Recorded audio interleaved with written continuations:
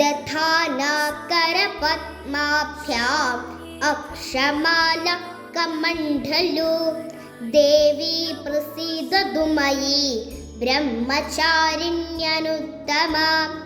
താമര പോലുള്ള കൈകളിൽ ജപമാലയും കമണ്ഡലുവും വഹിക്കുന്ന ദേവി, നിന്റെ കൃപ എന്നിൽ ചൊരിയണമേ.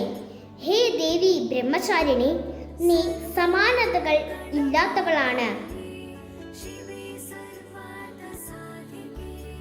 നവരാത്രി മഹോത്സവം രണ്ടാം ദിവസം. ബ്രഹ്മചാരിണി ഭാവം. നവദുർഗമാരിൽ രണ്ടാമത്തെ ഭാവരൂപമാണ് ബ്രഹ്മചാരിണി. വെള്ള വസ്ത്രമാണ് ദേവി ധരിച്ചിരിക്കുന്നത്. ഒരു കൈയിൽ കമണ്ഡലവും മറുകൈയിൽ രുദ്രാക്ഷമാലയും ഉണ്ട്. ഹിമവാന്റെ പുത്രിയായി പിറന്ന ദേവി പാർവതി എന്ന പേര് സ്വീകരിച്ചു. ഒരു ദിവസം നാരദ മഹർഷി ഹിമാലയത്തിൽ എത്തി. പർവ്വത രാജാവ് നാരദനെ സ്നേഹാദരവോടെ സ്വീകരിച്ചു. സംഭാഷണത്തിനിടയിൽ പാർവതിയുടെ ഭാവിയെ പറ്റി പ്രവചിക്കണമെന്ന് നാരദ മഹർഷിയോട് അദ്ദേഹം അഭ്യർത്ഥിച്ചു. പാർവതിയും അപ്പോൾ അവിടെ എത്തി.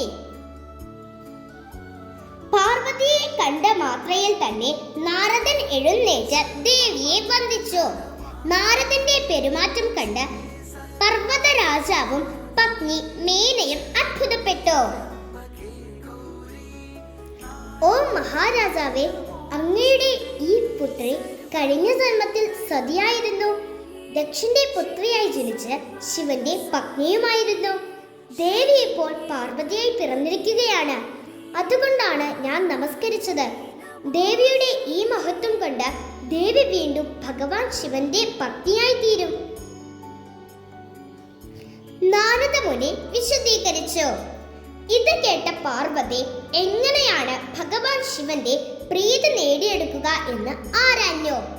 തപസ് അനുഷ്ഠിക്കുവാൻ നാരദ മഹർഷി നിർദ്ദേശിച്ചു. തുടർന്ന് രാജകീയമായ എല്ലാ സുഖഭോഗങ്ങളും ത്യജിച്ച് ദേവി തപസ് അനുഷ്ഠിക്കുവാൻ തുടങ്ങി. ഏതാണ്ട് 1000 വർഷക്കാലം ദേവി പഴങ്ങളും കായ്കളും മാത്രം കഴിച്ച് തപസ് ചെയ്തു.